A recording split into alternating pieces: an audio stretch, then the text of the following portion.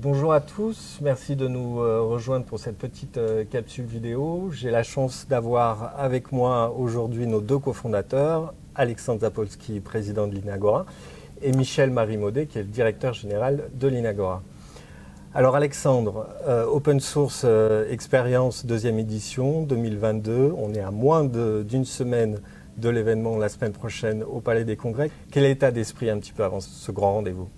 C'est un de nos grands événements dans l'année, Open Source Experience. Et donc, il y a forcément toujours une dose d'excitation à l'idée de retrouver l'ensemble des acteurs de l'écosystème, les amis, les connaissances, tous ceux qui croient à cette idée qu'il y a une voie alternative au logiciel américain et au logiciel chinois, cette idée d'une troisième voie numérique, elle est fondée en grande partie sur l'open source. C'était déjà en fait ce à quoi on croyait il y a 22 ans, on y croit toujours.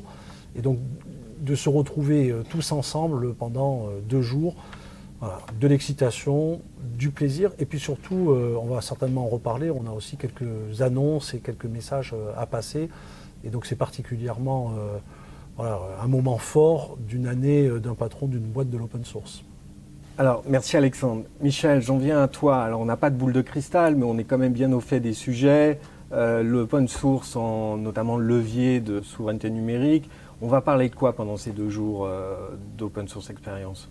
On a une multitude en fait de sujets abordés et comme le disait Alexandre, en fait, ça va être l'occasion en fait d'en parler avec les experts en fait du domaine. Alors moi, selon moi, les sujets de prédilection qu'on va adresser, tout ce qui tourne bien sûr autour du cloud. Donc en fait, franchement, une thématique aujourd'hui qui est centrale en termes d'adoption, comment je sécurise en fait finalement mes assets et ainsi de suite. Donc ça, forcément, on va en parler. Deuxième chose, le DevSecOps. Donc comment on implémente en fait une stratégie efficace aujourd'hui de déploiement en production en continu en fait des applications. Il y aura forcément le sujet autour de la sécurité avec une actualité riche, puisqu'on là au jour où on se parle, on parle beaucoup d'OpenSSL et effectivement du traitement en fait de cette vulnérabilité. Donc ça sera forcément des sujets qui seront abordés soit dans les tracks officiels, soit effectivement il y a une discussion qu'on pourra avoir. Et puis j'ai envie de dire forcément toujours des thématiques centrales. Tu parlais de la souveraineté et de l'autonomie. Donc tout ce qui touche à la data et à l'IA, sur lequel en fait là-dessus, je pense qu'en fait à la fois les solutions de l'Inagora peuvent en fait apporter des solutions et on va y répondre et on va interroger finalement le marché là-dessus. Si tu me le permets, par ailleurs, en fait, on a 2 conférences en fait officielles. Donc la première qui traitera en fait d'un retour d'expérience d'un client, la BPCE, qu'on a accompagné dans sa stratégie de reversement des codes sources qu'il développe auprès des communautés. Donc ça se passe le 8, c'est à 15h et ça sera dans une salle, je crois, la 242B pour la première conférence.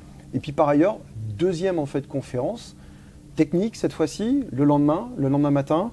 C'est à 9h20, c'est en salle donc 224 et ça touchera en fait, donc on viendra exposer ce que l'on fait avec Linto et tous nos investissements autour de la Voice Tech. Super, merci Michel. J'en profite pour vous rappeler à tous que le stand l'Inagora sera en D29 et une bonne partie de l'équipe est mobilisée bien évidemment pour l'occasion. N'hésitez pas à venir échanger avec nous sur tous ces sujets. Alexandre, on finit cette petite capsule ensemble. On a parlé un petit peu des potentialités offertes par les technologies de l'Inagora. Est-ce que tu peux nous donner en quelques mots l'actualité du groupe et puis les annonces éventuellement qu'on réserve pour nos amis d'Open Source Experience cette année ? Fred, tu as raison, on a tout un tas d'annonces à partager à l'occasion de cette Open Source Experience. D'abord, les toutes dernières versions de chacun de nos logiciels, de TWEC, et je vous invite vraiment à venir, à tester et à venir discuter, y compris avec celles et ceux qui développent TWEC. On présentera la dernière version de TeamMail.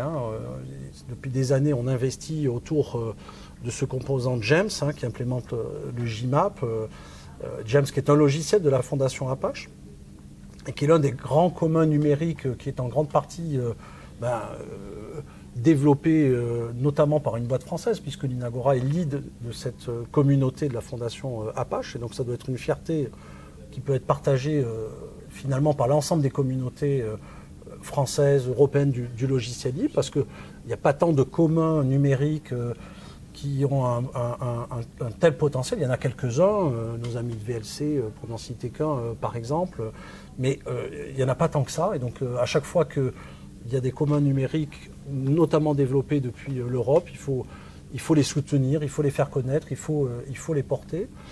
Ça sera aussi l'occasion de découvrir les dernières versions de l'InShare. Donc voilà, donc avant tout, une mise en avant, je dirais comme chaque année, des dernières innovations qui sortent de nos laboratoires. Comme Michel le disait, on aura eu l'occasion de présenter également l'Into et sa dernière version. Et l'Into qui, pareil, qui mérite l'attention en fait de chacun. On est sur un vrai commun numérique, sur des vrais logiciels libres, avec une capacité de délivrer une qualité de service égale, voire même supérieure à ce que sont capables de faire aujourd'hui les GAFAM. Et donc c'est pas vrai que l'open source est systématiquement moins bien que ce que font les géants de l'Internet. Peut-être aussi dire aussi que ça sera l'occasion pour nous de mettre en avant tous les postes en fait, qu'on propose au sein de la société. L'Inagora est à nouveau, après la période Covid, en plein développement, en plein boom, et donc on recherche tout un tas de compétences, de talents pour nous rejoindre, continuer cette aventure fabuleuse qu'on a commencée il y a 22 ans avec Michel Marie. Ça sera aussi pour nous l'occasion de faire partager notre joie, parce qu'on a un beau bébé qui va arriver. C'est une gestation d'un peu plus de 9 mois. Et donc on a décidé de créer un lieu qui incarnera toutes les valeurs qu'on défend depuis toutes ces années. Ce lieu, ça sera la Villa Good Tech. Ça sera le lieu de rassemblement des acteurs de la Good Tech, de la tech éthique et open source. Donc on va avoir en fait un lieu formidable à Issy-les-Moulineaux. Je ne veux pas en dire davantage parce que ça donnera lieu en fait à un certain nombre d'annonces. Mais si vous voulez en savoir plus, rendez-vous la semaine prochaine à Open Source Experience. Et pour tous les Friends and Family, peut-être ce qu'on peut dire dès à présent, c'est rendez-vous le 15 décembre pour une pré-inauguration à Issy-les-Moulineaux. Et quant à nous, rendez-vous la semaine prochaine, 8 et 9 novembre. Merci.